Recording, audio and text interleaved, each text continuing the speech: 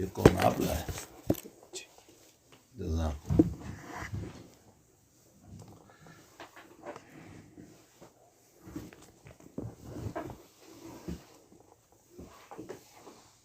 چلیے پڑھیے بتا۔ بسم اللہ الرحمن الرحیم بسند المتصل قال المصنف رحمہ اللہ باب الدین یسر۔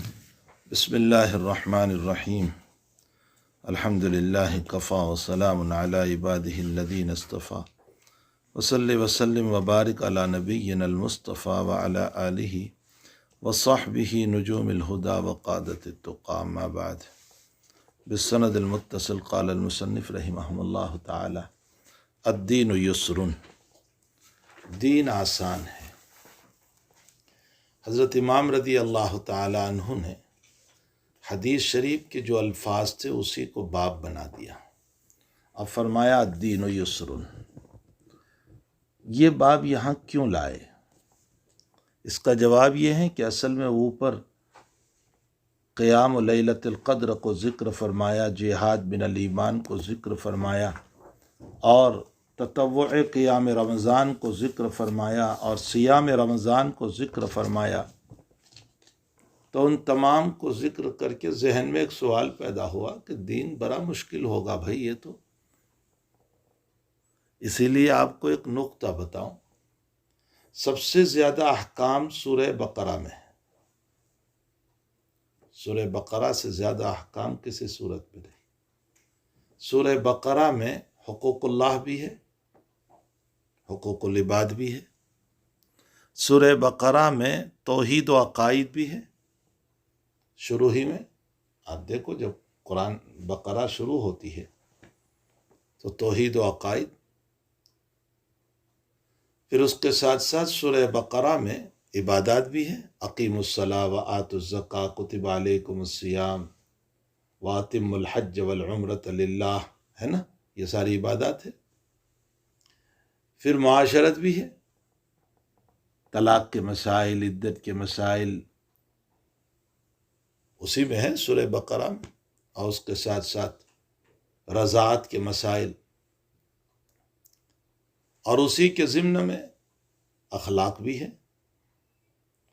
تم اپنی بیوی سے اگرچہ تم نے کتنا ہی دیا ہو لیکن واپس نہ لو،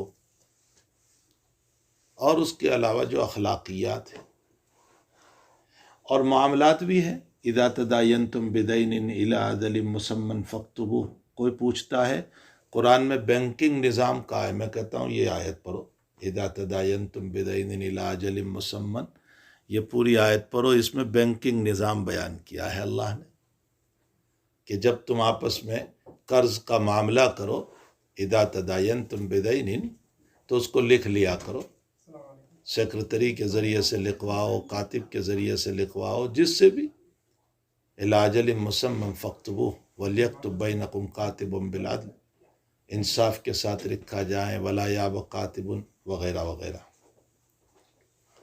تو بینک کا کیا نظام ہوتا ہے؟ بینک کا نظام یہی تو ہے کہ آپ وہاں سے قرض لے رہے ہیں یا آپ اپنی امانت وہاں رکھ رہے ہیں، تو اس کو کس طرح کرنا چاہیے۔ تو اس صورت میں عقائد بھی ہے، عبادات بھی ہے، معاملات بھی ہے، معاشرت بھی ہے، اخلاق بھی ہے، سبھی ہے۔ تو اب سوال یہ پیدا ہوا کہ بندہ یہ سوچنے لگے کہ اللہ میں ادا کب کر پاؤں گا اتنا سارا؟ وَخُلِقَ الْإِنسَانُ ضَعِيفًا، بہت کمزور ہے یہ تو کیسے ادا کر پاؤں گا؟ تو اللہ نے اخیر میں آیت لے آئے، لا یکلف اللہ نفسا الا وسعہا، میں تیری تکلیف سے زیادہ تجھے مکلف نہیں بناتا ہوں، تیری طاقت سے زیادہ نہیں۔ اس میں اشارہ کیا اس بات کی طرف کہ دین آسان ہے۔ یہاں امام بخاری رحمۃ اللہ علیہ بھی ماقبل ابواب سے جو ایک ذہنی شبہ پیدا ہوا تھا اس کے لیے اس باب کو لے آیا، الدین یسر۔ پھر یاد رکھو یہاں دین بمعنی عمل ہے، عمل پر بھی دین کا اطلاق ہوتا ہے۔ الدین یسر ای الاعمال یسر، عمل آسان ہے۔ ابھی حدیث شریف سے بخاری ثابت فرمائیں گے۔ اچھا، اس سے معتزلہ کی تردید بھی ہو گئی، حضرت شیخ الہند رحمۃ اللہ علیہ فرماتے ہیں کہ معتزلہ کی تردید ہو گئی، اعمال آسان ہے مطلب اعمال کرنے ہیں۔ ظاہر سی بات ہے کہ اعمال نہ کرنے سے تو تم ایمان سے نکلنے والے ہو نہیں، جیسے معتزلہ کہتے ہیں کہ ایمان سے نکل جاتے ہیں، لیکن اعمال آسان ہے، انسان کو کرنے چاہیے۔ اب پر یہ عبارت قال النبي صلی اللہ علیہ وسلم، أحب الدين إلى الله الحنيفية السمحة. احب الدین الی اللہ الحنیفیہ السمحہ، اللہ کے نزدیک پسندیدہ دین جو سیدھا ہو اور سمحہ آسان ہو، سمحہ سہلا، یہی باب سے مناسبت ہے۔ یہ تعلیقی روایت ہے، امام بخاری رحمۃ اللہ علیہ نے بخاری شریف میں 159 تعلیقات پیش فرمائی ہے، 159۔ یہ 159 تعلیقات وہ ہیں جو بخاری میں کہیں بھی سند نہیں آئی، اس کی پوری بخاری میں نہیں، اس میں یہ بھی ہے۔ البتہ امام بخاری رحمۃ اللہ علیہ نے اس کی سند الادب المفرد میں پیش فرمائی ہے۔ آپ کی کتاب جو ہے الادب المفرد، اس میں اس کو بالسند المتصل نقل کیا ہے۔ حنیف کا معنی ہوتا ہے باطل سے ہٹ کر سیدھے راستے پر چلنا۔ ویسے عام طور پر لوگ حنیف کا ترجمہ کر دیتے سیدھے راستے پر چلنے والا، لیکن اصل ترجمہ یہ ہے باطل سے ہٹ کر سیدھے راستے پر چلنا۔ اور دین حنیف نام تھا دین ابراہیمی کا، ان ابراہیم کان امتا قانتا للہ حنیفا، دین ابراہیم کا نام تھا۔ اور ابراہیم علیہ السلام بتوں سے کٹ کر، باطل سے کٹ کر اللہ کی طرف چلے تھے، اس لیے اس کو دین حنیف کہا گیا۔ تو اللہ کے نزدیک پسندیدہ دین ہے کون سا؟ جو سیدھا ہو اور آسان ہو، سہلا۔ اس سے یہ معلوم ہوا کہ شریعت یہ چاہتی ہے اعمال تھوڑے کرو، آسان عمل کرو، لیکن پابندی سے کرو۔ شریعت یہ نہیں چاہتی کہ آپ اپنی ذات پر ظلم کرو۔ اسی لیے نبی علیہ السلام اپنے باب میں تو سخت اعمال پسند فرماتے تھے، امت کے باب میں آسان۔ بلکہ بعض روایات وہ بھی ہے کہ حضرت نے چاہتے ہوئے بھی چھوڑ دیا، یعنی حضرت چاہتے تھے کہ اس میں سخت مجاہدے والا عمل کرے، لیکن امت جو ہے اس پر گرانی ہو جائے گی۔ مثلا میں آپ کو مثال دوں، بخاری شریف میں آپ پڑھو گے، ایک دن آپ نے تراویح پڑھائی تو کیا، آپ تو اپنے اعتکاف میں تھے اور رات میں کھڑے ہوئے تو صحابہ آ گئے پیچھے، پڑھ لی۔ دوسرے دن بھی حضرت نے پڑھائی، صحابہ آ گئے، پڑھا دی۔ تیسرے دن بھی اسی طرح ہوا۔ چوتھے دن حضرت اپنے معتکف کے اندر سے نکلے ہی نہیں، جو خیمہ تھا نا بس اسی میں پڑھتے رہے رات میں، اور صحابہ باہر جمع ہو گئے نماز پڑھنے کے لیے۔ صبح کو حضرت نے فرمایا میں نے رات میں تمہارے انتظار کو دیکھا، لیکن میں بالقصد نہیں آیا کہ کہیں ایسا نہ ہو کہ تمہارا شوق دیکھ کر اللہ اس نماز کو فرض نہ کر دے، اور اگر فرض ہو جائے گی تو تم نبھا نہیں پاؤ گے۔ تو ایسی باتیں صحابہ تو پڑھتے، لیکن ہمارے لیے ہے، جب ابھی سنت ہے تب 8:20 میں جھگڑ کر کے 8 میں چلے جاتے ہیں، بھاگ جاتے ہیں سب، تو اگر فرض ہوتی تو کیا ہو جاتا۔ یہ امت کی تسہیل کے خاطر آپ نے چھوڑ دیا۔ آپ فرماتے لولا ان اشک علی امتی لامرتہم بالسواک عند کل صلاۃ، اگر میری امت پر گرانی نہ ہوتی تو میں ہر نماز کے موقع پر مسواک کو ضروری قرار دیتا، لیکن امت نبھا نہیں پائے گی، وغیرہ وغیرہ بہت ساری روایات ہیں۔ تو نبی علیہ السلام نے امت کے باب میں آسان اعمال کو پسند فرمایا۔ اس سے یہ معلوم ہوتا ہے کہ ہمیں بھی آسان اعمال دیے گئے ہیں، اس لیے بہت مجاہدہ کر کے اپنی ذات کو تھکانا یہ شریعت میں پسندیدہ نہیں ہے۔ کچھ سمجھ میں بھی آیا؟ اسی لیے حضرت ابو دردہ رضی اللہ تعالیٰ عنہ کے باب میں ہیں کہ وہ رات بھر مصلے پر رہتے تھے، دن بھر روزے رکھتے تھے۔ حضرت نے فرمایا ان لزوجک علیک حق، تمہاری بیوی کا بھی حق ہے، اور ولجسدک علیک حق، تمہاری باڈی کا بھی حق ہے، ولعینک علیک حق، تمہاری آنکھوں کا بھی حق ہے۔ یہ روایت دلیل ہے اس بات کی کہ شریعت جو ہے وہ احکام شاقہ کو پسند نہیں کرتی، مشکل اعمال کو، بلکہ آسان اعمال جو شریعت نے دیے ہیں اسی پر عمل کرنا چاہیے۔ واللہ سبحانہ و تعالی عالم۔ پر یہ روایت وبه قال حدثنا عبد السلام بن مطهر قال حدثنا عمر بن علي عن معن بن محمد الغفاري عن سعيد بن ابي سعيد المقبوري عن ابي هريره رضي الله عنه عن النبي صلى الله عليه وسلم ان الدين يسر عن سعید ابن ابی سعید المقبوری۔ ان کو مقبوری کیوں کہتے ہیں؟ بعض لوگوں کا یہ کہنا ہے کہ حضرت عمر رضی اللہ تعالیٰ عنہ نے ان کو قبر کھودنے کے لیے متعین فرمایا تھا۔ جنت البقیع میں یہ قبر کھودتے تھے، تو قبر کھودنے کے لیے متعین فرمایا تھا۔ اس کا مطلب محدث بھی ہے، قبر بھی کھود رہے ہیں۔ آج ہے کوئی محدث؟ آج تو محدث اپنی شان میں مرے جا رہے۔ محدث بھی ہیں، قبر کھود رہے۔ اگر وہ قبر کھودنے پر متعین تھے تو پھر اس کا مطلب یہ نکلا کہ قبر کھودنے کے لیے نیک لوگ ہونے چاہیے۔ اب آپ کہو گے ہمارے وہاں تو JCB ہوتا ہے۔ خیر وہ تو اپنے اپنی جگہ کے قوانین ہیں، لیکن جہاں انسانوں کے بس میں ہو تو وہاں نیک لوگوں کو قبر کھودنا چاہیے۔ اور ایک دوسرا قول یہ ہے کہ وہ جنت البقیع کے پڑوس میں رہتے تھے، قریب میں، قبر نہیں کھودتے تھے لیکن پڑوس میں رہتے تھے، اس لیے ان کو مقبوری کہا گیا۔ لگتا یہ بھائی کہ قبرستان کے پڑوس میں اسی لیے رہتے ہوں گے تاکہ قبر کھودے،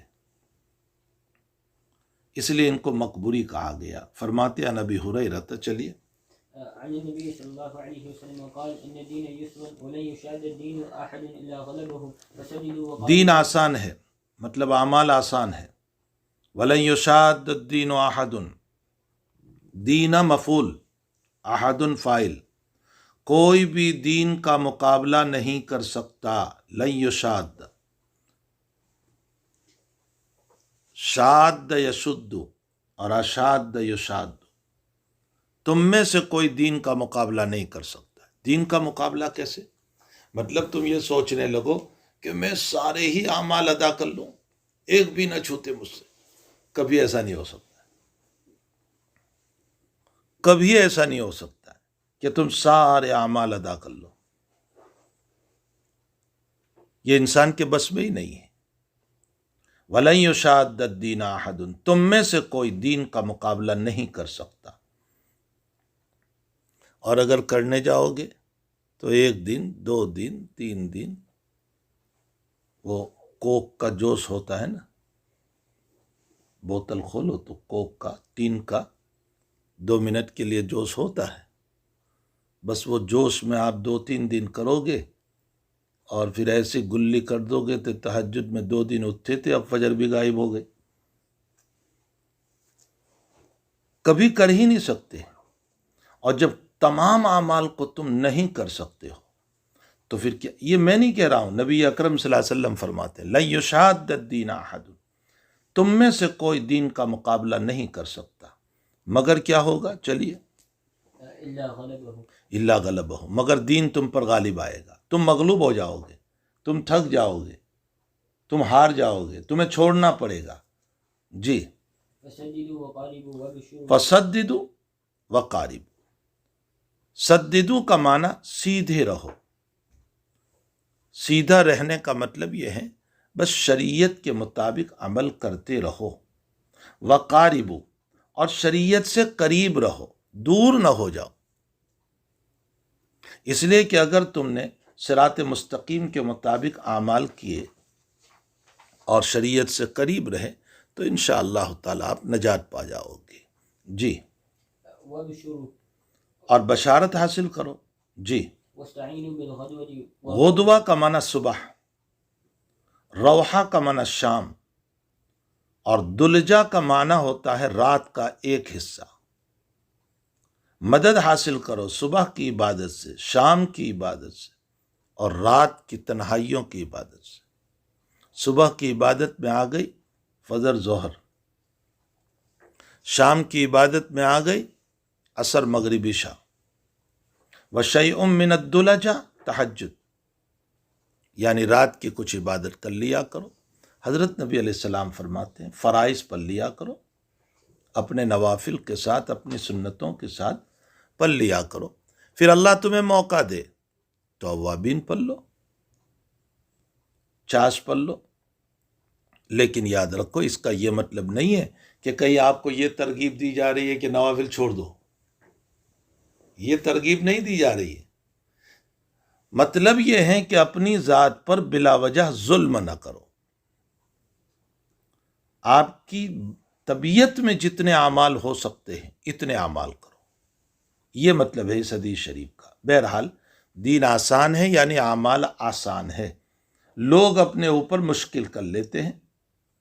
حضرت عبداللہ ابن عمرو بن العاص رضی اللہ تعالیٰ عنہ نے حضرت سے فرمایا حضرت میں کتنے وقت میں قرآن پورا کروں؟ تو حضرت نے فرمایا 30 دن میں. فرمایا مجھے بہت طاقت ہے. حضرت نے فرمایا 15 دن. فرمایا مجھے میں بہت طاقت ہے. حضرت نے فرمایا 10 دن میں پورا کرو. فرمایا مجھے بہت طاقت ہے. حضرت نے فرمایا 3 دن میں. ٹھیک ہے 3 دن ہو گیا. اب آپ پڑھو گے بخاری میں، خود عبداللہ فرماتے ہیں کہ بڑھاپے میں مجھ سے 3 دن میں مشکل ہوتا تھا. فرمایا کاش میں نبی کی رخصت کو قبول کرتا تو اچھا ہوتا. وہ جو کہا تھا نا 15 دن 30 دن، اس پر عمل کر لیتا تو اچھا ہوتا. تو اپنی ذات پر سختی نہیں کرنا چاہیے. جی. باب الصلاة من الإيمان. الصلاۃ من الایمان، نماز ایمان کا شعبہ ہے. چلیے. وقول الله تعالى ما كان ليضيع إيمان ما کان اللہ لیضیع ایمانکم، اللہ تعالیٰ تمہارے ایمان کو ضائع نہیں کرے گا. یہاں ایمان بول کر صلاۃ مراد ہے. بخاری تم کو یہ سمجھانا چاہتے ہیں کہ ایمان سے صلاۃ مراد ہے. معلوم ہوتا ہے صلاۃ ایمان کا جز ہے، اور جب صلاۃ ایمان کا جز ہے تو اعمال ضروری ہے. معتزلہ کی تردید ہو گئی. نیز ہم کو ترغیب دی جا رہی ہے کہ عبادت کرو. شعبہ ایمان کا مطالبہ ہو رہا ہے.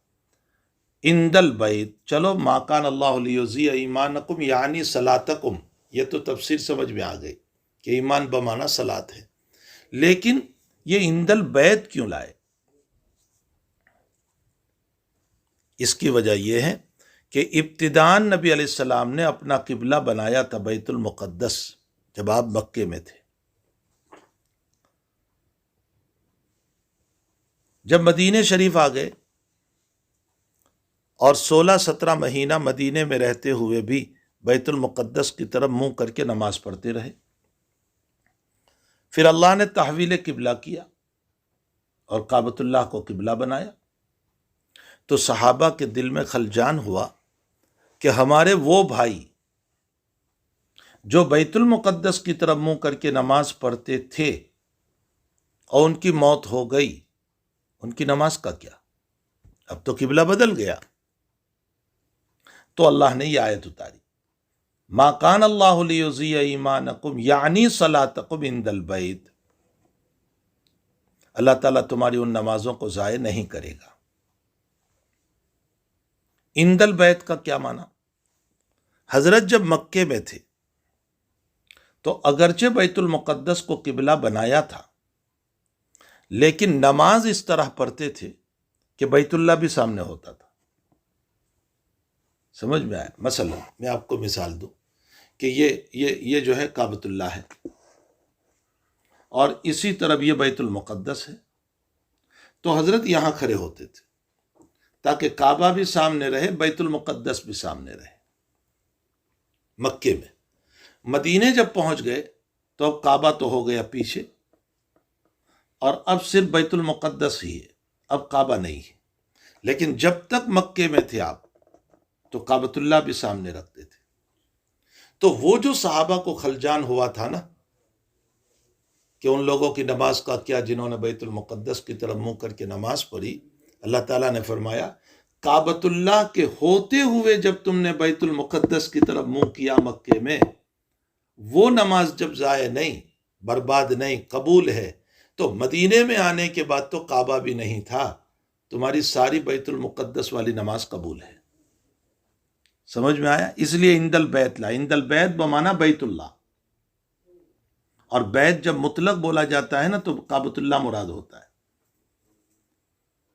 یاد رکھو بیت المقدس کو جو حضرت نے پہلے قبلہ بنایا تھا نا، وہ اپنے اتحاد سے بنایا تھا، اللہ کی وحی نہیں تھی۔ اور آپ کا اتحاد یہ تھا، سنو، کہ مشرکین مکہ زیادہ تر یہودیوں کے ساتھ چلتے تھے، یہود مدینہ کے ساتھ، تو اور یہود مدینہ کا قبلہ بیت المقدس تھا، تو حضرت نے ان کو قریب کرنے کے لیے بیت المقدس کو قبلہ بنایا۔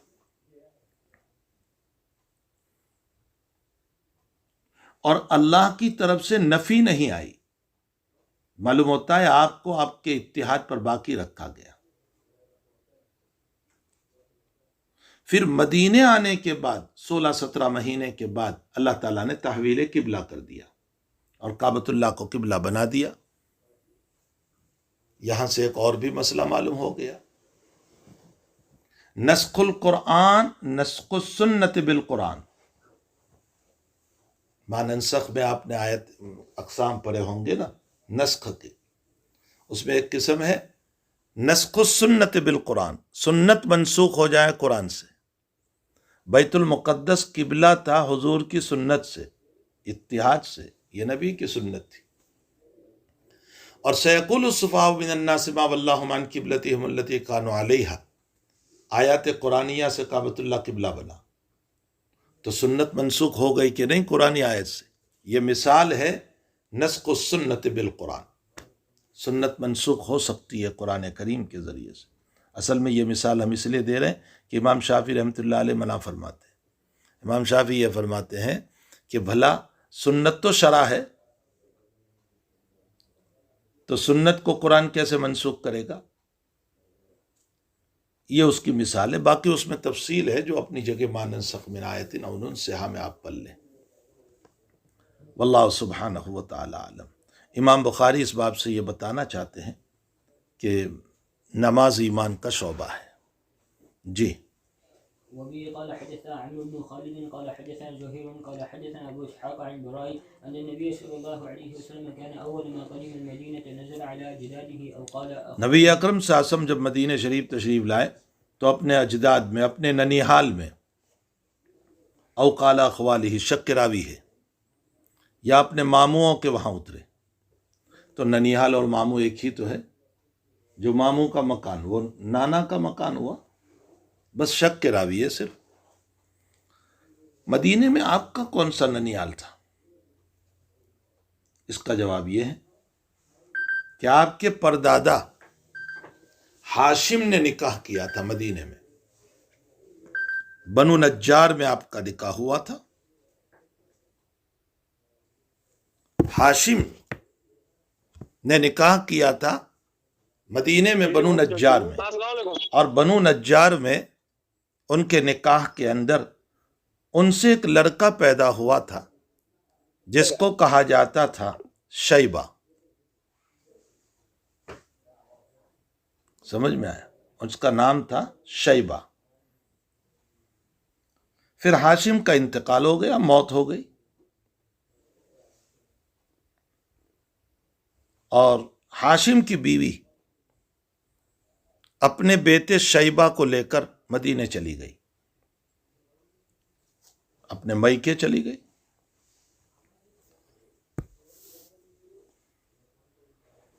اس کے بعد ہاشم کے بھائی مطلب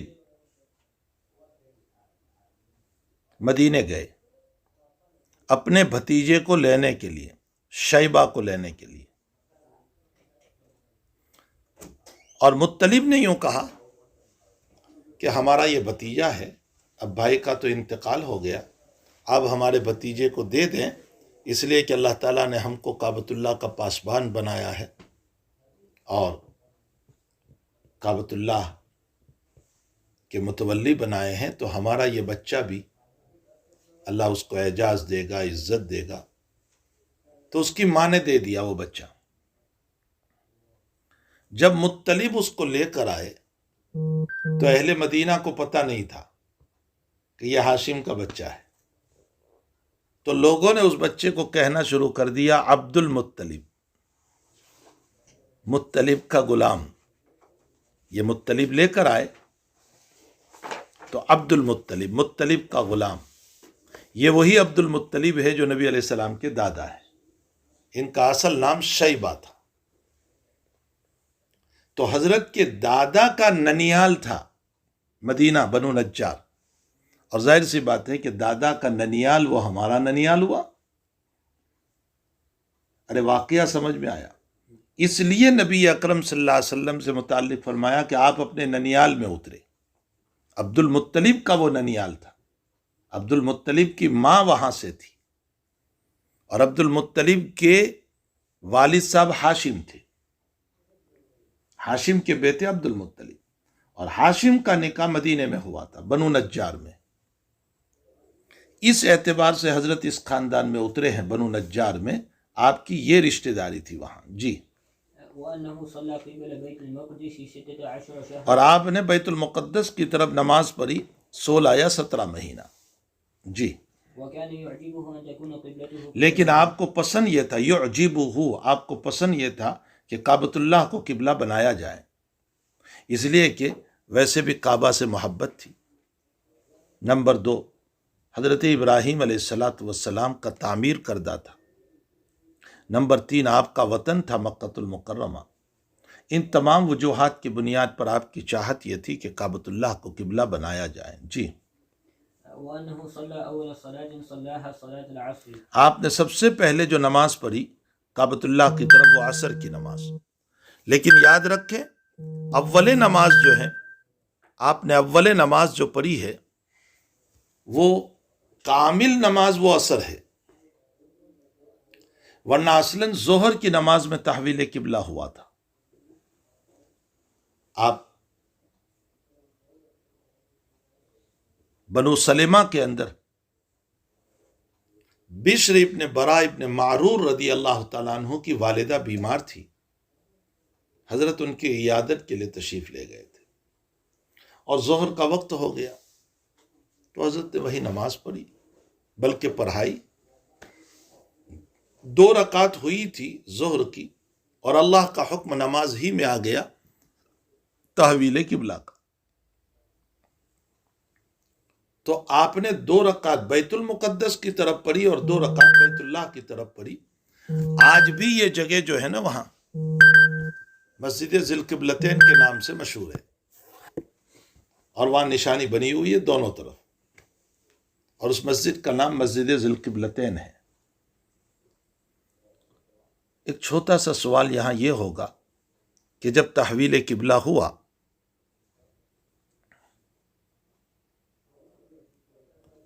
تو ظاہر سی بات ہے کہ تحویل قبلہ کے موقع پر امام آگے ہوتا ہے، مقتدی پیچھے ہے۔ تو اب جب اس طرف کا رخ ہوا تو امام کو چل کر کے یہاں آگے جانا پڑے گا۔ چلو مقتدی اپنی جگہ گھوم جائیں گے، لیکن امام کو تو آگے جانا پڑے گا، اس لیے کہ امام وہیں گھوم جائے گا تو امام پیچھے ہو جائے گا، تو امام کو چلنا پڑے گا۔ اس کا جواب یہ ہے کہ وہ ابتدائی دور تھا جس میں نماز میں چلنے کی، بات کرنے کی اجازت تھی، اس لیے حضرت چل کر کے آگے پہنچے۔ تو پہلی نماز اصلاً جو ہے وہ ظہر کی نماز ہے، اور ظہر کی نماز میں قبیلہ بنو سلمہ کے اندر آپ نے نماز پڑھائی اور 2 رکعت پڑھائی اور تحویل قبلہ کا مسئلہ ہوا۔ یہاں جو روایت میں عصر کی نماز ہے نا، وہ کامل نماز، مکمل نماز جو بیت اللہ کی طرف پڑھی گئی وہ عصر کی نماز ہے، اور وہ مسجد نبوی میں ہوئی۔ چونکہ کامل نماز بیت اللہ کی طرف مسجد نبوی میں پڑھی گئی، اس اعتبار سے بعض لوگوں نے یہ بھی کہہ دیا کہ تحویل قبلہ مسجد نبوی میں ہوا، لیکن مسجد نبوی میں نہیں ہوا ہے، وہ اس سے پہلے ظہر میں ہو چکا ہے. جی. وصلى معه قوم وسلم، لوگ نماز پڑھ رہے تھے، لوگوں نے آپ کے ساتھ نماز پڑھی عصر کی مکمل مسجد نبوی میں. جی. فخرج رجل ممن صلى معه فمر ایک آدمی وہاں سے نکلا نماز پڑھ کر کے، جس نے بیت اللہ کی طرف منہ کر کے نماز پڑھی نبی علیہ السلام کے پیچھے عصر میں. جی. فمر على أهل مسجد ایک مسجد سے اوپر سے گزر ہوا، یہ مسجد بنو حارثہ ہے. ان لوگوں کو ابھی علم نہیں ہوا تھا کہ تحویل قبلہ ہو گیا، تو اس آدمی نے جا کر کے بتایا. وہ لوگ ابھی نماز ہی پڑھ رہے تھے، ان کو کہا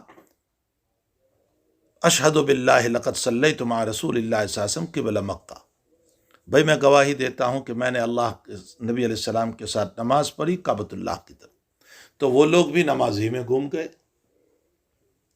اب یہاں سوال یہ ہوتا ہے کہ بیت المقدس کی طرف قبلہ جو ہے وہ تو یقینی دلائل سے چلا آ رہا تھا پہلے سے، اور کعبۃ اللہ جو قبلہ بنا وہ ایک آدمی کہہ رہا ہے.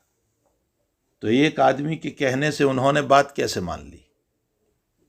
جو ایک یقینی مسئلہ تھا بیت المقدس کا، اس کا جواب یہ ہے کہ اگرچہ ایک آدمی نے کہا، لیکن پہلے سے قرائن چل رہے تھے، علامات اور نشانیاں چل رہی تھی، حضرت سے بار بار سنتے آ رہے تھے کہ ان قریب انشاءاللہ تعالیٰ تحویل قبلہ ہوگا، اللہ تعالیٰ بیت اللہ کو قبلہ بنائے گا. یہ نبی علیہ السلام سے بار بار سنتے چلے آ رہے تھے، اس لیے اس آدمی کی بات کو مان لیا گیا. جی. فجاروا كما هم وہ لوگ بھی نماز ہی کے اندر گھوم گئے. چلیے. وكانت اليهود قد أعجبهم وقانت الیہود قد عجبہم، یہودیوں کو بڑا تعجب ہوا کہ یہ عجیب مسئلہ ہے، کبھی بیت المقدس کبھی کعبۃ اللہ. جی. إذ كان يصلي قبل بيت المقدس اور وہ لوگ پہلے خوش تھے. وقانت الیہود قد عجبہم، یہودیوں کو اس وقت خوشی تھی جب نبی علیہ السلام بیت المقدس کی طرف منہ کر کے نماز پڑھتے تھے. وأہل الکتاب، اور اہل کتاب بھی خوش تھے. یہ اہل کتاب سے کون مراد ہے؟ اگر اس سے یہود مراد لو تو اشکال ہوگا کہ یہود کا لفظ تو اوپر آ گیا وقانت الیہود، پھر اہل کتاب سے یہود کیسے؟ اس کا جواب یہ ہے کہ نصارہ مراد ہے. اگر نصارہ مراد ہے تو نصارہ کا قبلہ بیت المقدس نہیں ہے، نصارہ کا قبلہ بیت اللحم ہے. بیت اللحم مولد عیسیٰ علیہ الصلاۃ والتسلیم، جہاں عیسیٰ علیہ السلام کی پیدائش ہوئی. لیکن مولد عیسیٰ اور بیت المقدس میں کوئی زیادہ فرق نہیں ہے، اس لیے جس سمت میں بیت المقدس ہے اسی سے قریب بیت اللحم بھی ہے، تو گویا دونوں قریب قریب ہے. اس اعتبار سے جب بیت المقدس قبلہ تھا تو یہود بھی خوش تھے اور نصارہ بھی خوش تھے، دونوں ہی خوش تھے. یا دوسرا جواب اس کا یہ ہے کہ اگرچہ نصارہ کا قبلہ بیت اللحم ہے، لیکن نصارہ موسیٰ علیہ السلام کو تو مانتے ہی تھے، یہود عیسیٰ کو نہیں مانتے، لیکن نصارہ تو موسیٰ علیہ السلام کو مانتے ہیں. اور جب موسیٰ علیہ السلام کو مانتے ہیں تو موسیٰ کا قبلہ بھی مانتے تھے. جیسے ہم موسیٰ علیہ السلام کو مانتے ہیں تو بیت المقدس کا ہم احترام، عزت، بلکہ ہمارے دلوں میں اس کی عظمت، بلکہ نبی علیہ السلام نے فرمایا کہ جو وہاں سے احرام باندھ کر کے چلے گا اور عمرہ کرے گا تو اس کا بہت بڑا اجر ہے، ثواب ہے. اور ہم دعائیں کر رہے ہیں کہ اللہ تعالی ہمارے اس قبلہ اول کو آزادی عطا فرما دے. تو بہرحال جیسے ہمیں محبت ہے، عیسائیوں کو بھی بیت المقدس سے محبت ہے.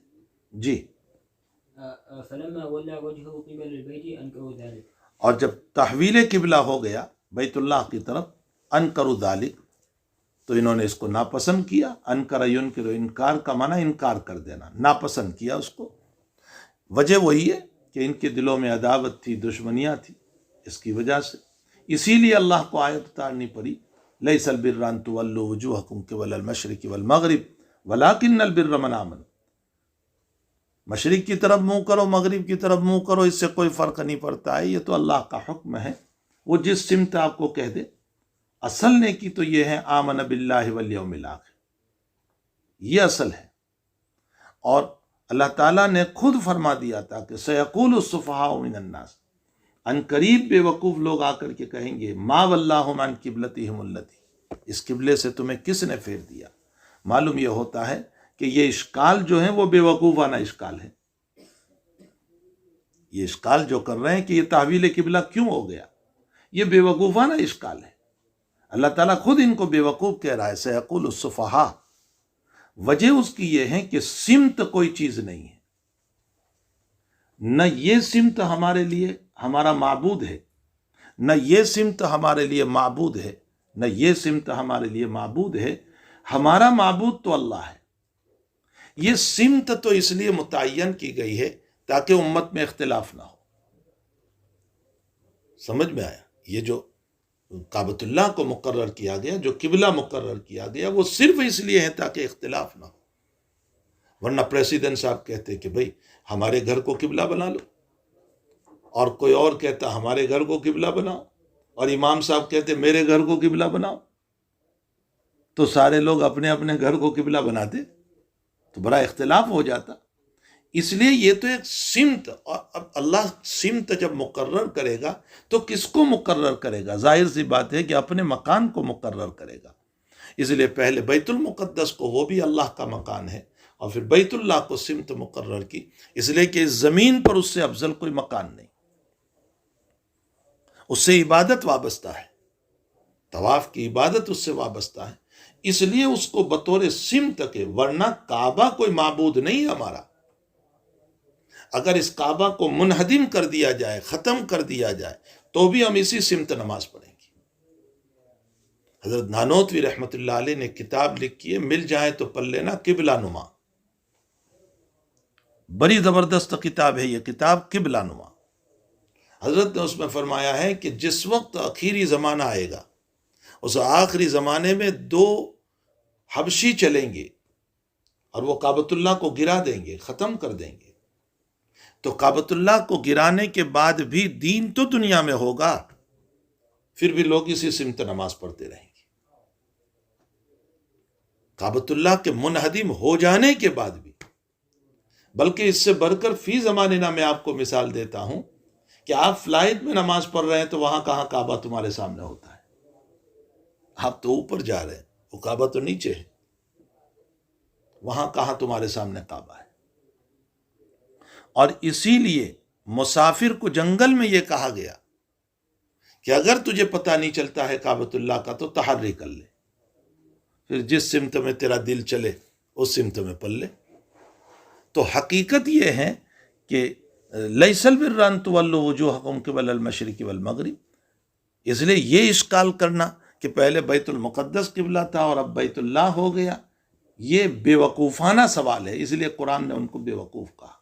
سیقول السفہاء من الناس۔ جی قال زهير حدثنا ابو اسحاق عن البراء رضي الله عنه في حديثه هذا انه ما دعا بالقبلة۔ یہ میں آپ کو پہلے ہی بتا چکا کہ وہ لوگ جو بیت المقدس کی طرف منہ کر کے نماز پڑھتے تھے اور ان کا انتقال ہو گیا اور ادھر تحویل قبلہ ہو گیا، تو صحابہ کے دل میں اشکال ہوا کہ جو لوگ بیت المقدس کی طرف منہ کر کے نماز پڑھتے تھے اور ان کا انتقال ہو گیا، ان کی نمازوں کا کیا ہوگا؟ یہ سوال صحابہ کو پیدا ہوا تھا۔ جی جو مارے گئے، جو شہید کیے گئے یا انتقال ہو گیا۔ جی تو اللہ نے آیت اتاری، ما قال اللہ لیضیع ایمانکم یعنی صلاتکم عند البیت، تمہاری وہ نمازیں جو تم نے بیت اللہ کے پاس پڑھی تھی، بیت المقدس کی طرف منہ کر کے، اللہ اس کو ضائع نہیں کرے گا۔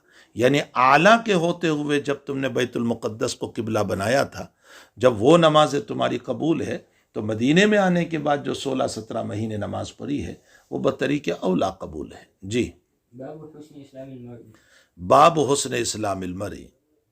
امام بخاری رحمۃ اللہ علیہ فرماتے ہیں کہ انسان کے اسلام کی خوبی، امام یہ بتانا چاہ رہے ہیں کہ حسن میں کمی زیادتی ہوتی ہے، اور جب حسن میں کمی زیادتی ہوتی ہے تو ایمان میں بھی کمی زیادتی ہوتی ہے۔ ایک بات۔ نمبر 2، امام معتزلہ کی تردید کرنا چاہتے، جو کہ مرجیہ کی تردید کرنا چاہتے ہیں، جو کہتے ہیں کہ اعمال کی کوئی ضرورت نہیں۔ امام بخاری کہتے ہیں کہ اگر اعمال کی ضرورت نہ ہوتی تو نبی اکرم صلی اللہ تعالیٰ علیہ وسلم اعمال کے اندر یہ کیوں فرماتے کہ تمہارے اعمال کی وجہ سے حسن پیدا ہوگا، نور پیدا ہوگا، روشنی پیدا ہوگی۔ چلیے وفي قال مالك أخبرني زيد بن أسلم أن عطاء بن يسار أخبره أن أبا سعيد الخدري أخبره أنه سمع رسول الله صلى الله عليه وسلم يقول إذا أسلم العبد فحسن إسلامه. جب بندہ اسلام لائے اور اپنے اسلام کو بہتر بنائے، اچھا بنائے، اچھا بنانے کا مطلب اسلام کے اعمال کرے. جی. يكفر الله عنه كل سيئة كان زلفا. اللہ تعالیٰ اس کے ماقبل کے سارے گناہوں کو معاف کر دیتا ہے. اب یہاں ایک ٹکڑا امام بخاری نے حدیث کا چھوڑ دیا ہے.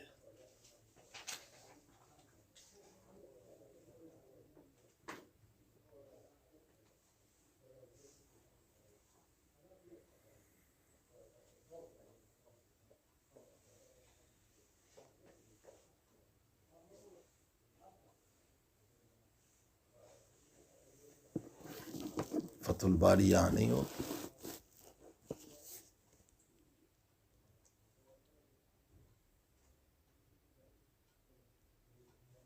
ایک منٹ، روایت کے دو لفظ میرے ذہن میں نہیں آ رہے.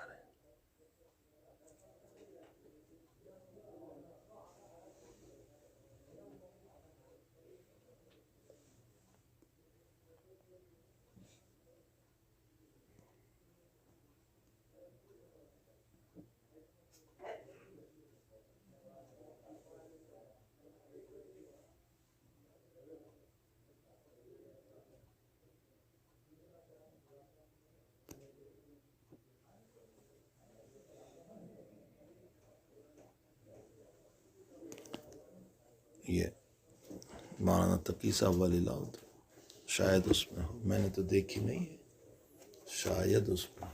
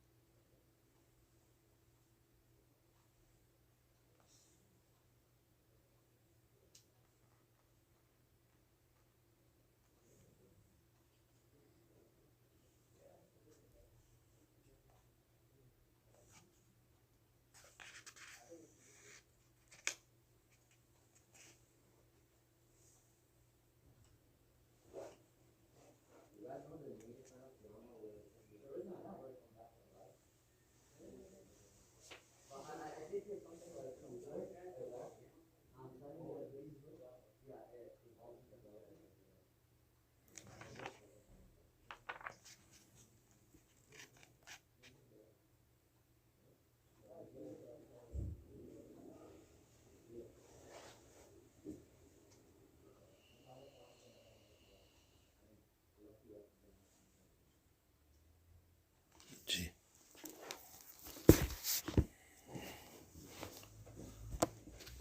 ابو سعید خدری رضی اللہ تعالیٰ عنہ فرماتے ہیں کہ رسول اللہ صلی اللہ علیہ وسلم نے فرمایا اذا اسلم العبد، جب بندہ اسلام لاتا ہے، فحسن اسلام ہو، اور اپنے اسلام کو اچھا بناتا ہے. اسلام کو اچھا بنانے کا مطلب اسلام کے بعد اعمال صالحہ کرتا ہے. یکفر اللہ عنہ کل سیئۃ کان زلفا، اللہ تعالیٰ اس کے ماقبل کے سارے گناہوں کو معاف کر دیتا ہے. زلفہا ای قدمہا، یکفر اللہ، اللہ معاف کر دیتا ہے اس ایمان کی وجہ سے اس کے ماقبل کے سارے گناہوں. یہ تو یہاں ہے، لیکن امام بخاری رحمۃ اللہ علیہ نے یہاں ایک جملہ چھوڑ دیا، اور وہ ہے یقبل اللہ کل حسنۃ کان زلفہا، اور اللہ قبول کر لیتا ہے اس کی ساری نیکیوں کو جو اس نے پہلے کی ہے۔ سمجھ میں آیا؟ یقبل اللہ تعالی کل حسنۃ کان زلفہا اے قدمہا، اس کی ساری نیکیوں کو اللہ قبول کر لیتا ہے جو اس نے پہلے کی ہے۔ اب سوال یہ پیدا ہوا کہ ایک بندہ اسلام لایا تو کیا اس کے زمانے کفر کی نیکیاں شمار ہوگی؟ ابو سعید خدری کی یہ حدیث تو اچھا یہ صحیح ترین روایت ہے، یہی روایت ہے، لیکن امام بخاری نے اس ٹکڑے کو چھوڑ دیا ہے، کل حسنۃ کان زلفہا، اس ٹکڑے کو چھوڑ دیا۔ سوال یہ پیدا ہوتا ہے کہ یہ تو صحیح ترین حدیث ہے، حدیث کا تو انکار ہو نہیں سکتا، تو کیا بندہ جب ایمان لائے تو زمانے کفر کی نیکیوں شمار ہوگی؟ اللہ تعالیٰ اس کو معتبر مانے گا جو اس نے زمانے کفر میں نیکیاں کی ہے؟ اس سلسلے میں اکابر کی دو رائے ہے۔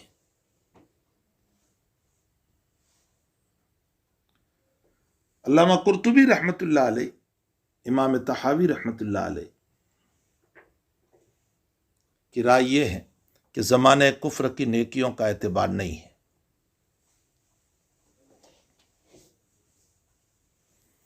اس لیے کہ کفر کے ہوتے ہوئے نیکیوں کا شمار کیسے؟ اس لیے اس کی نیکیوں کا کوئی اعتبار نہیں۔ غالباً یہی رائے امام بخاری کی بھی ہے، اسی لیے امام بخاری نے اس ٹکڑے کو چھوڑ دیا۔ آپ کی رائے نہیں ہے، زمانے کفر میں ہونے والی نیکیوں کا کوئی اعتبار نہیں۔ لیکن علامہ محمد ابن حزم، امام نووی، علامہ سہیلی، علامہ ابن بطال وغیرہ سارے اکابر یہ فرماتے ہیں کہ اگر اسلام لے آیا تو اس کے زمانے کفر کی نیکیوں کا اعتبار ہوگا، یعنی اس کو اس کا ثواب ملے گا۔ دلیل کیا ہے ثواب ملنے کا؟ ایک تو یہی حدیث ابو سعید خدری کی جو یہاں جملہ چھوڑ دیا ہے، یقبل اللہ کل حسنۃ کان زلفہا، اور دوسری آپ آگے چل کر کے پڑھو گے، اور مسلم کے اندر بھی وہ روایت ہے، اور یہ بحث یہیں کر دیتا ہوں، اب مسلم میں نہیں بولوں گا، مسلم میں یہ حدیث آئے گی۔ حکیم ابن حزام رضی اللہ تعالیٰ عنہ نبی اکرم صلی اللہ علیہ وسلم سے سوال کرتے ہیں، یا رسول اللہ صلی اللہ علیہ وسلم، میں نے قبل الایمان دور جاہلیت کے اندر غلام آزاد کیے، سخاوت کی، صدقہ کیا، دور کفر میں مجھے اس کا بدلہ ملے گا؟ تو حضرت نے فرمایا، اسلمت علی ما اسلفت من خیر، اسلمت علی ما اسلفت من خیر۔ ترجمہ کیا ہوگا اس کا؟ تم اسلام لائے ما اسلفت، پہلے کی ساری نیکیوں کے ساتھ، اسلمت علی ما اسلفت من خیر۔ یہ روایت خود حکیم ابن حزام کی دلالت کر رہی ہے کہ ما قبل دور کفر کی نیکیوں کا اعتبار ہوگا، لیکن یہ جب ہیں جب کہ ایمان لائے، تو ایمان کی برکت اور ایمان کی بدولت نیکیوں کا اعتبار ہوگا۔ سمجھ میں بھی آیا؟ اور اگر کفر ہی پر مر گیا تب تو کوئی اعتبار نہیں ہوگا۔ جو لوگ منع کرتے ہیں کہ زمانے کفر کی نیکیوں کا اعتبار نہیں ہوتا، وہ حکیم ابن حزام کی روایت کا کیا جواب دیتے ہیں؟ اسلمت علی ما اسلفت من خیر کا۔ امام طحاوی رحمۃ اللہ علیہ نے اس کا جواب یہ دیا کہ تمہارے ان نیک اعمال کی بدولت اللہ نے اسلام نصیب کیا، ثواب نہیں ملے گا۔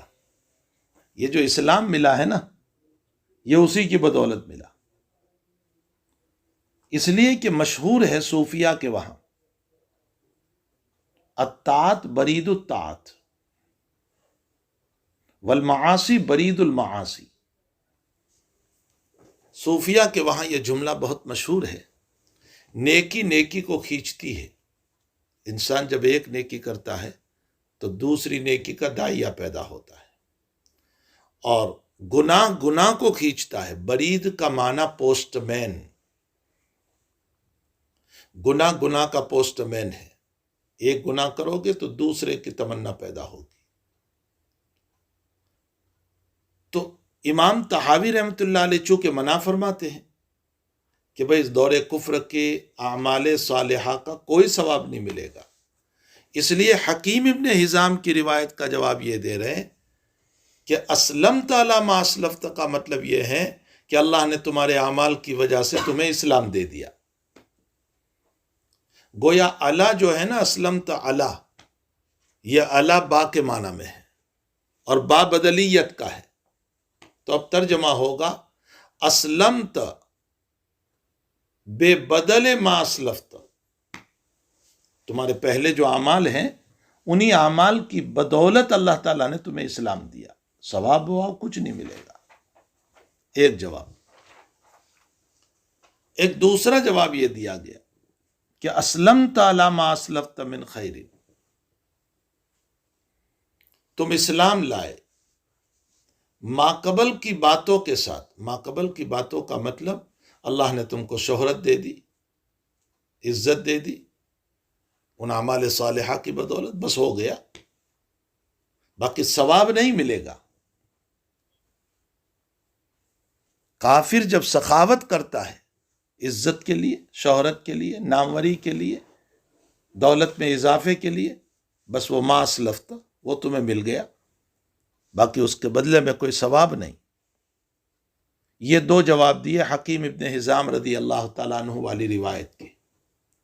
لیکن بھائی سوال یہ ہوگا کہ چلو تم نے حکیم ابن حزام کی روایت کا تو جواب دے دیا، ابو سعید خدری رضی اللہ تعالیٰ عنہ کی جو سری روایت ہے، یقبل اللہ کل حسنۃ کان زلفہا، اللہ قبول کرتا ہے ایمان کی وجہ سے ماقبل کی ساری نیکیوں کو جو تم نے پہلے کی تھی۔ اس روایت کا کیا جواب ہوگا؟ صاف ستھری روایت ہے، اس کا کوئی جواب نہیں ہو سکتا۔ اس لیے بھائی جمہور ہی کا قول صحیح ہے کہ اگر کوئی نان مسلم اسلام لاتا ہے تو اس کے ماقبل کے گناہ، ماقبل کی نیکیوں کا بدلہ ایمان کی برکت سے رہے گا۔ سمجھ میں آئے؟ اب چاہے وہ ایمان کی برکت میں اس کو اسلام ملا اور اللہ ثواب عطا فرمائے، لیکن ایمان کی برکت سے اس کے ماقبل کا ثواب ملے گا۔ شرط یہ ہے کہ وہ ایمان لے آئے۔ اگر وہ ایمان نہیں لایا اور کفر پر مر گیا تو اس صورت میں اس کی نیکیوں کا بدلہ کچھ بھی نہیں ملے گا۔ مسئلہ واضح ہو گیا۔ یہ اس لیے کہ امام بخاری رضی اللہ تعالیٰ عنہ نے اس جملے کو چھوڑ دیا ہے، حالانکہ وہ صحیح روایت ہے، اس کے مسلم میں ہے، صاحب پوری روایت ہے، تو ہو سکتا ہے چونکہ بخاری قائل نہیں اس لیے چھوڑ دیا، یا پھر یہ بھی جواب دیا گیا ہے کہ امام بخاری کو یہ روایت اسی طرح پہنچی تھی تو جیسی پہنچی ویسی نقل کر دی، اپنے استاد سے اسی طرح سنی۔ ایک دوسری بحث یہاں یہ کی جاتی ہے کہ ابو سعید خدری رضی اللہ تعالیٰ عنہ فرماتے ہیں کہ جب بندہ اسلام لایا اور اپنے اسلام کو اچھا بنایا تو اللہ تعالیٰ اس کے سارے گناہوں کو معاف کر دیتا ہے پہلے کے۔ تو کیا اسلام لانے کی وجہ سے سارے گناہ معاف ہو جائیں گے؟ بندہ جب اسلام لاتا ہے تو کیا اس کے سارے گناہ معاف ہو جائیں گے؟ جمہور تو یہی کہتے ہیں کہ ہاں بھائی اس کے سارے گناہ معاف ہو جائیں گے۔ اللہ تعالیٰ قرآن میں فرماتے ہیں، جمہور کی دلیل، قُلْ لِلَّذِينَ كَفَرُوا إِن يَنْتَهُوا يُغْفَرْ لَهُم مَّا قَدْ سَلَفَ، پیغمبر ان آپ کافروں سے کہہ دیجئے، إِن يَنْتَهُوا، اگر آپ کفر سے باز آ جاؤ یعنی ایمان لے آؤ، يُغْفَرْ لَهُم مَّا قَدْ سَلَفَ، اللہ تعالیٰ تمہارے سارے گناہوں کو معاف کر دے گا۔ دوسری دلیل، الاسلام یہدم ما کان قبلہ، اسلام اپنے ماقبل کے سارے گناہوں کو معاف کر دیتا ہے۔ تیسری دلیل، حضرت اسامہ رضی اللہ تعالیٰ عنہ، جلد ثانی میں آپ پڑھو گے، مغازی میں اسامہ رضی اللہ تعالیٰ عنہ نے ایک آدمی کو مار دیا، باوجود کہ وہ کلمہ پڑھ رہا تھا۔ حضرت نے فرمایا اسامہ کلمے کے باوجود تم نے مارا؟ فرمایا یا رسول اللہ وہ تو میرے در سے پڑھ رہا تھا۔ تو حضرت نے فرمایا افلا شققت عن قلبہ، اس کا دل چیر کر تم نے دیکھا تھا کہ وہ تمہارے در سے پڑھ رہا ہے؟ پھر آپ نے فرمایا اسامہ تمہارا کیا حال ہوگا جب قیامت میں وہ کلمہ لے کر آئے گا؟ اس موقع پر اسامہ فرماتے ہیں کاش میں آج مسلمان ہوا ہوتا تو اچھا ہوتا، تاکہ میرے ماقبل کے سارے گناہ معاف ہو جاتے۔ رواہ البخاری۔ یہ حدیث بھی دلیل ہے اس بات کے اوپر کہ اسلام لانے کی وجہ سے ماقبل کے سارے گناہ معاف ہو جاتے۔ لیکن ہمارے بعض اکابر اس بات کے قائل ہیں کہ اگر اسلام لانے کے موقع پر اس نے کفر سے بھی توبہ کی اور گناہوں سے بھی توبہ کی تب تو سارے گناہ معاف ہوں گے، اور اگر اس نے اسلام لانے کے موقع پر صرف کفر سے توبہ کی تو کفر معاف ہوا، گناہ معاف نہیں ہوئے، گناہ اس کے سر پہ باقی رہے جو دور جاہلیت کے ہیں، دور کفر کے۔ اس قول کے قائل علامہ ابو عبداللہ الحلیمی رحمۃ اللہ علیہ، امام احمد ابن حنبل رحمۃ اللہ علیہ، علامہ محمد ابن حزم ظاہری رحمۃ اللہ علیہ، اور قرن منصرم کے امام، ہمارے زمانے کے امام علامہ انور شاہ صاحب کشمیری رحمۃ اللہ علیہ، یہ تمام اکابر یوں فرماتے ہیں کہ ایمان کے موقع پر اگر اس نے کفر کے ساتھ تمام گناہوں سے توبہ کی تب ہی معافی ہوگی سارے گناہوں کی، اور اگر اس نے صرف ایمان کو تو قبول کیا یعنی کفر سے تو توبہ کی، لیکن وہ جو دوسرے گناہ تھے چوری، ڈکیت، زنا وغیرہ، اس سے توبہ نہیں کی تو وہ معاف نہیں ہوں گے۔ ان اکابر کی دلیل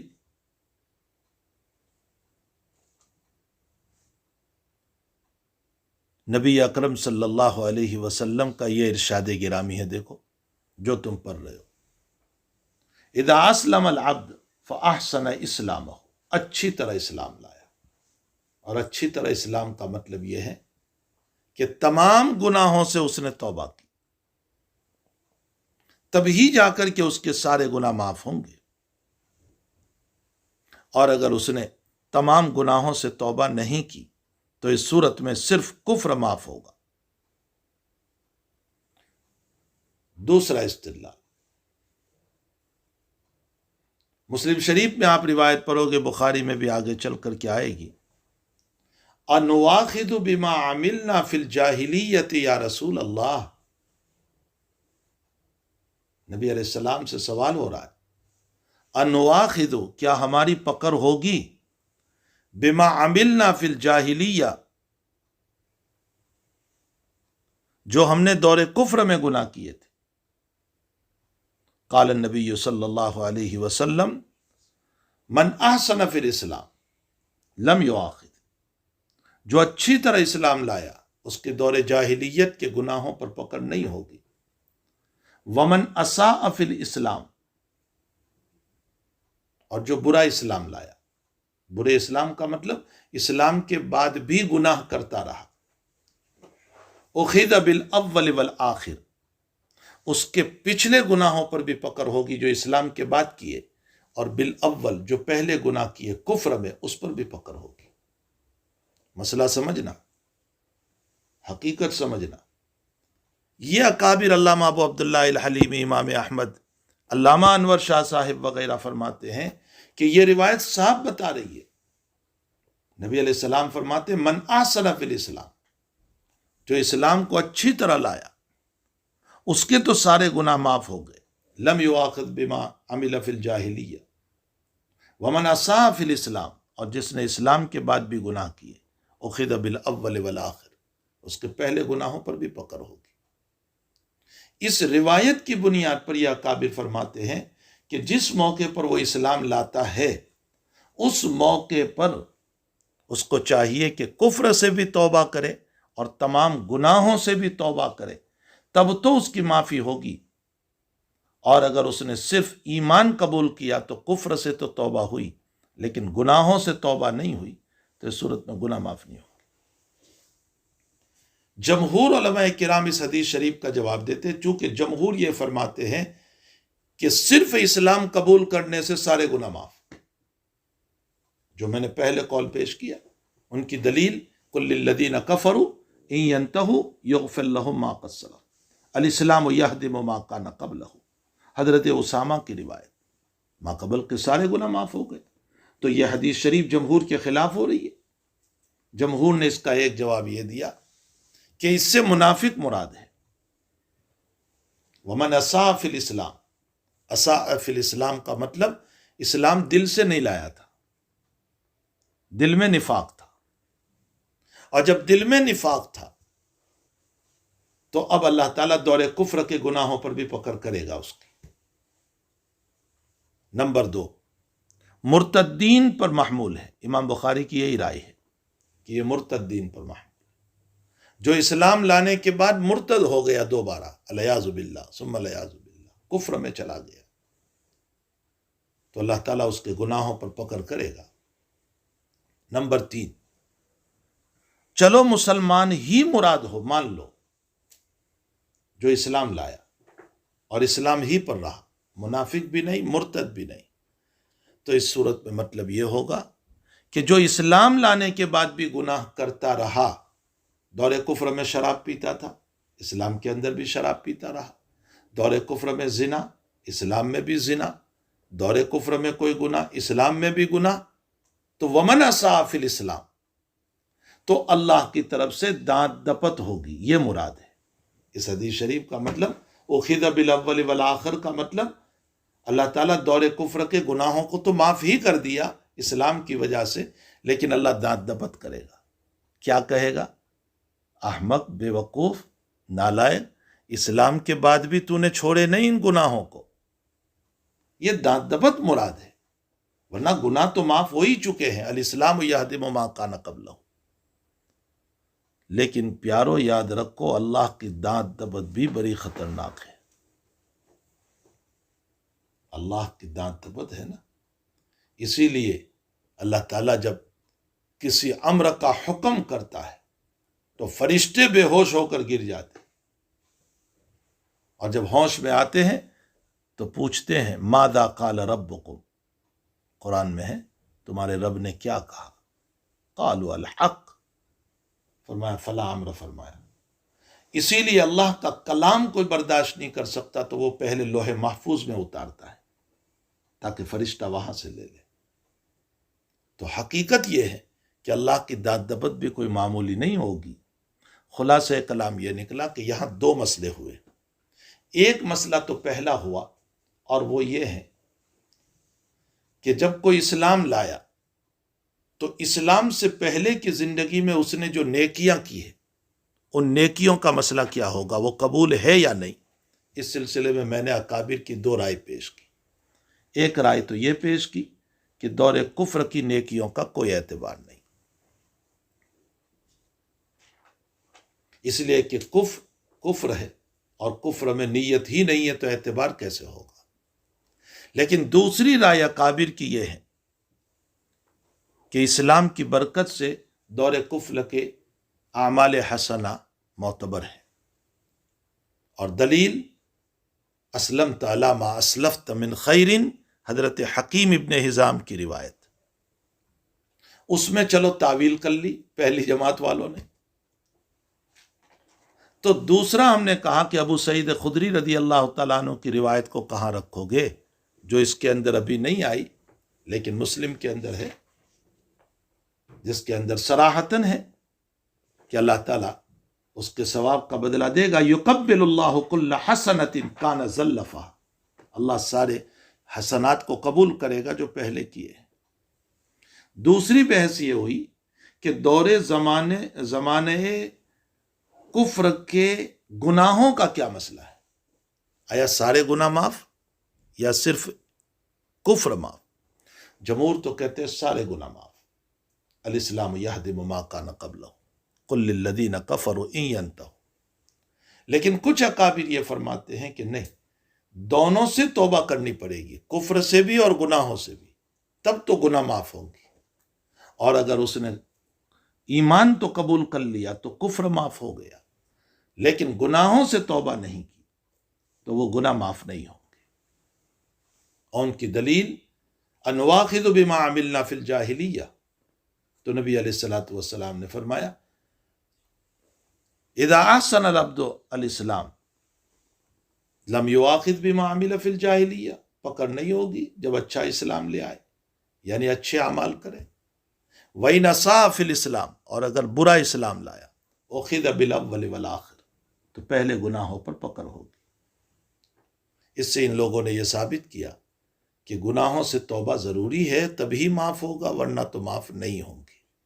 جمہور نے اس کا جواب یہ دیا کہ یہ روایت یا تو منافقین پر محمول ہے، یا مرتدین پر محمول ہے، یا چلو مسلمانوں پر محمول کر لو، تو اس صورت میں جواب اس کا یہ ہوگا کہ اللہ کی طرف سے دانت دپت ہوگی۔ واللہ سبحانہ وتعالی عالم۔ اب روایت پڑھیے۔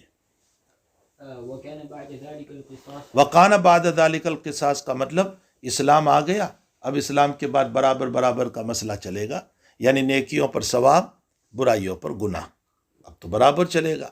جی، الحسنة بعشر أمثالها إلى 700۔ الحسنۃ بعشر امثالها، نیک کام کرے گا تو 10 گنا سے لے کر 700 گنا تک اللہ تعالیٰ ثواب عطا فرمائیں گے، اور اخلاص ہوگا تو اس سے بھی زیادہ دے گا۔ واللہ یضاعف لمن یشاء۔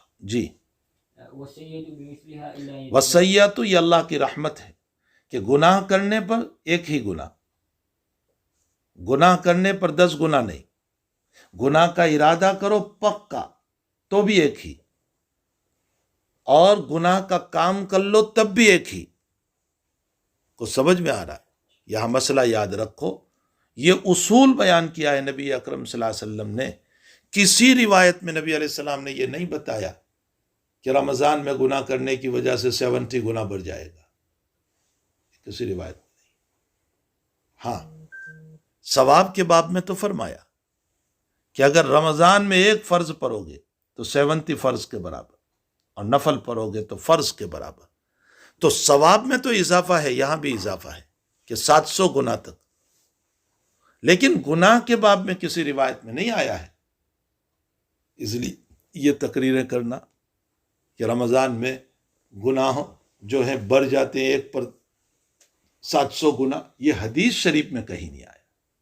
ہاں، یہ اور بات ہے کہ اللہ تعالیٰ کی طرف سے غضب اتر جائیں، وہ اور بات ہے کہ ہم نے تمہیں رمضان کا موقع دیا اور تم نے اس میں بھی گناہ کیے، لیکن حدیث بنا کر کے پیش نہ کرو۔ وہ نیکیوں کے باب میں ہے، وہ گناہ کے باب میں نہیں ہے۔ گناہ کے باب میں تو اللہ کی رحمت ہے کہ ایک گناہ پر ایک ہی گناہ ہوگا، ایک گناہ پر 700 نہیں ہوں گے۔ اصول سمجھ میں آیا؟ جی، والسيئة بمثلها إلا أن يتجاوز الله، اور اس میں بھی اللہ تعالیٰ معاف فرما سکتے، الا یتجاوز اللہ، اللہ چاہے تو معاف کر دے گا۔ جی، وبه قال حدثنا إسحاق بن منصور قال حدثنا عبد الرزاق قال أخبرنا معمر عن حماد عن أبي هريرة رضي الله عنه قال قال رسول الله صلى الله عليه وسلم إذا أحسن أحدكم إسلامه فكل حسنة يعملها تكتب له بعشر أمثالها إلى 700، تکتب له بعشر امثالها، 10 گنا سے لے کر 700 گنا تک۔ جی، وكل سيئة يعملها تكتب له دیکھو، بمثلها۔ ایک گناہ کرے گا تو بے مثلہا، ایک ہی لکھا جائے گا۔ آپ ساری روایات پڑھ لیجیے، کہیں یہ نہیں لکھا ہے کہ ایک گناہ پر 700 گنا، ورنہ تو اللہ کی رحمت کے خلاف ہو جائے گا، جبکہ اللہ کی رحمت غالب ہے۔ سبقت رحمتی غضبی، میری رحمت میرے غصے پر غالب ہے، اور جب رحمت غالب ہے تو اللہ گناہ پر ایک ہی گناہ دے گا، البتہ نیکیوں پر 700 بلکہ اس سے بھی زیادہ۔ واللہ یضاعف لمن یشاء۔ اسی لیے تمہیں حدیث سے ایک بات بتاؤں رحمت پر، جنائز کے باب میں آپ پڑھو گے کتاب الجنائز میں کہ جب آپ جنازے کی نماز پڑھتے ہو تو آپ کو 1 قرات ثواب، اور جب تدفین تک شریک رہتے ہو، دفن تک، تو 2 قرات ثواب۔ کتاب الجنائز میں آگے چل کر کے روایت آئے گی، بلکہ ایمان میں بھی آئے گی، 2 قرات ثواب۔ تو پوچھا گیا کہ حضرت قرات کا کیا مطلب؟ تو حضرت نے فرمایا مثل احد. حالانکہ قرات تو ایک وزن ہے، جیسے ہمارے وہاں 1 گرام 2 گرام ہوتے ہیں نا، تو قرات تو ایک وزن ہے جو معمولی سا وزن ہوتا ہے، لیکن جنازے میں نیکی کا کام کر رہا ہے. تو اللہ تعالیٰ فرماتے ہیں 1 احد پہاڑ کے برابر 1 قرات، اور تدفین تک شریک رہا تو 2 احد پہاڑ کے برابر. اب آگے چل کر کے پڑھو گے، جب یہ حدیث ابو ہریرہ رضی اللہ تعالیٰ عنہ سے سنی ہے ابن عمر نے، تو ابن عمر فرماتے لقد فرطنا قراریت کثیرا، ہم نے بہت نیکیاں ضائع کر دی. یعنی ہم یہ سمجھ کر بھائی چھوڑو، اب کون قبرستان تک جائے، ہم دفن میں شریک نہیں ہوئے، چلو فرض کفایہ ہے چھوڑ دو نماز، تو ثواب ضائع ہو گیا. لقد فرطنا قراریت کثیرا. اچھا، اب جب کوئی شوقیہ کتا پالتا ہے تو اس میں بھی نبی علیہ السلام نے فرمایا کہ روزانہ 1 قرات ثواب کم ہوتا ہے. شوقیہ کتا، حضرت سے وہاں پوچھا گیا 1 قرات کا کیا مطلب؟ فرمایا وزن مراد ہے. ثواب کی کمی کا مسئلہ آیا تو وزن لیا، اور ثواب دینے کا مسئلہ آیا جنائز میں تو احد پہاڑ لیا. سبقت رحمتی غضبی، یہ ہے اللہ کی رحمت کہ جب دینے پر وہ آتا ہے نا تو پہاڑوں کے پہاڑ دیتا ہے، اور جب کمی کا مسئلہ آتا ہے یا گناہ کا مسئلہ آتا ہے تو وہ زیادہ نہیں، جتنا کیا اتنا ہی. تبھی تو یہ حدیث ثابت ہوگی نا کہ سبقت رحمتی غضبی، میری رحمت میرے غصے پر غالب ہے. اور آپ جب مکان بناتے ہو تو آپ کی سب سے پسندیدہ جو آیات ہوگی وہی تو مکان پر لکھو گے. ارے بھائی کوئی لکھتا ہے ماشاء اللہ، امام مالک رحمۃ اللہ علیہ نے لکھا تھا ماشاء اللہ لا قوت الا باللہ اپنے مکان پر. کسی نے مجھ سے پوچھا کہ پہلے بزرگان دین ایسے ہی جھونپڑے میں رہتے تھے، اب مولوی لوگوں کے مکان ہیں. میں نے کہا امام مالک کا جھونپڑا ہوتا تو یہ لکھواتے کیوں؟ اتنا بڑا امام ہے، لیجئے. تو کسی نے امام مالک سے پوچھا کہ یہ کیوں لکھوایا تم نے؟ فرمایا تیری نظر نہ لگے اس لیے. ماشاء اللہ لا قوت الا باللہ. تو اچھا مکان ہوگا تبھی تو لکھوایا. تو یہ کہنا کہ جھونپڑوں میں رہتے تھے، بے وقوف قسم کے اشکالات کرتے رہتے ہیں. بھئی اللہ نے دیا ہو تو مکان لیں، اس میں کیا اشکال ہو سکتا ہے؟ خیر، میں یہ کہتا آپ کی پسندیدہ جو آیت ہوگی وہی تو لکھو گے. کوئی لکھواتا ہے ماشاء اللہ لا قوت الا باللہ، کوئی کہتا ہے ھذا من فضل ربی، وغیرہ وغیرہ. تو اللہ نے اپنے عرش پر لکھا ہے سبقت رحمتی غضبی، میری رحمت میرے غصے پر غالب ہے. معلوم ہوتا ہے کہ یہ سب سے پسندیدہ اللہ تعالیٰ کو ہے کہ رحمت کا غلبہ ہو غصے کے مقابلے میں، بلکہ اس کائنات کا وجود بھی غلبہ رحمت کی بنیاد پر ہے.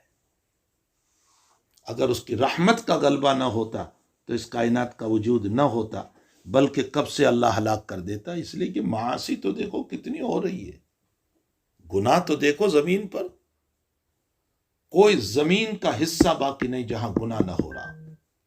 ارے چھوڑو زمین، اب تو فضاؤں میں بھی گناہ ہو رہے ہیں. فلائٹ میں شراب پی جا رہی ہے، فلائٹ میں گانے بج رہے ہیں، فلائٹ میں بے حیائیاں ہو رہی ہے، ناجائز کام ہو رہے ہیں، فلائٹ میں بھی ہو رہے ہیں. تو فضا بھی اب تو پاک نہیں رہی. اللہ چاہتا تو کب سے اس دنیا کو ختم کر دیتا، لیکن نہیں. سبقت رحمتی غضبی، میری رحمت میرے غصے پر غالب ہے. باقی جو تم اعمال کر رہے ہو وہ مرنے کے بعد کا مسئلہ ہے. اب وہ بعد میں تم سے نمٹوں گا کہ آیا ثواب دینا ہے عذاب دینا ہے، وہ میرا ہے مسئلہ. واللہ سبحانہ وتعالی علم وعلم.